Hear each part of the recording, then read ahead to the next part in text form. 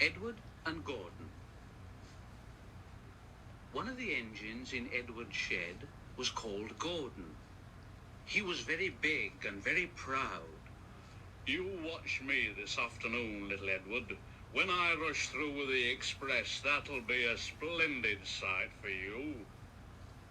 Just then, his driver pulled the lever. Goodbye, little Edward.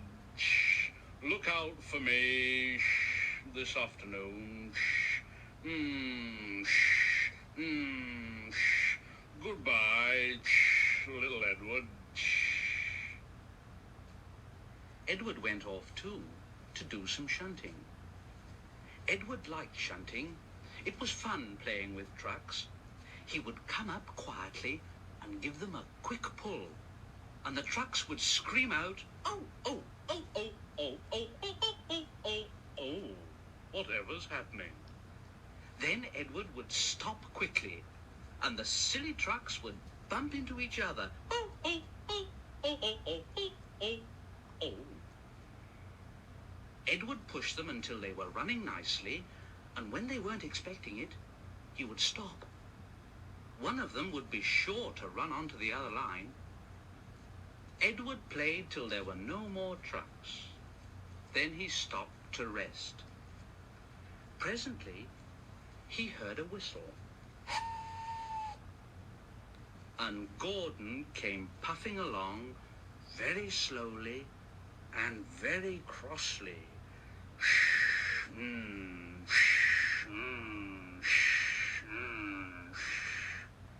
Instead of nice shining coaches, he was pulling a lot of very dirty coal trucks.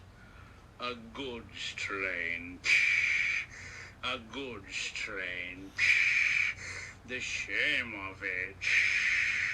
The shame of it. The shame of it. Oh dear. Oh dear. He went slowly through with the trucks clattering and banging behind him.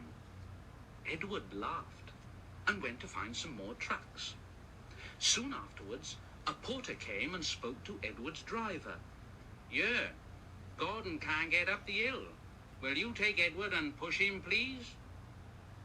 They found Gordon halfway up the hill, and he was very cross. His driver and fireman were talking to him severely. "You're not trying, Gordon. You're not trying at all." And Gordon said, I can't do it. I can't do it. The noisy trucks hold an engine back so.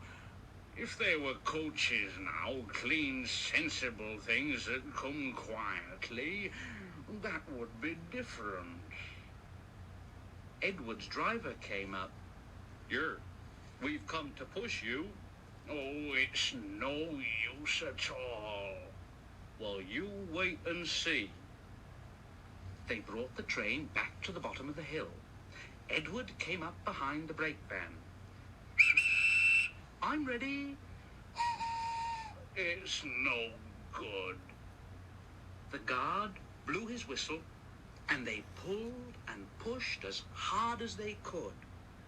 Gordon pulled. I can't do it.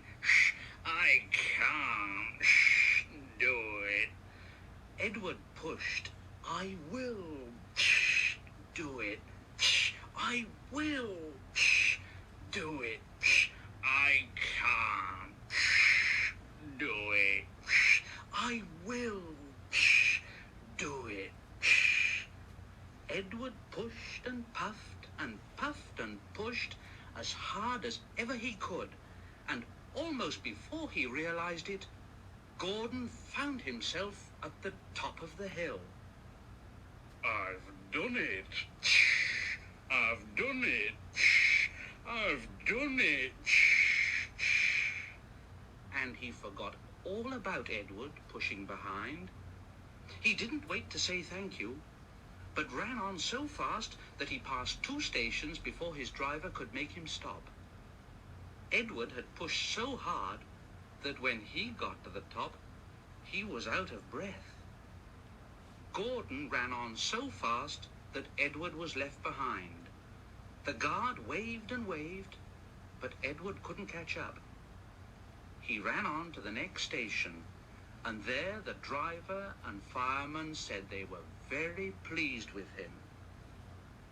The fireman gave him a nice long drink.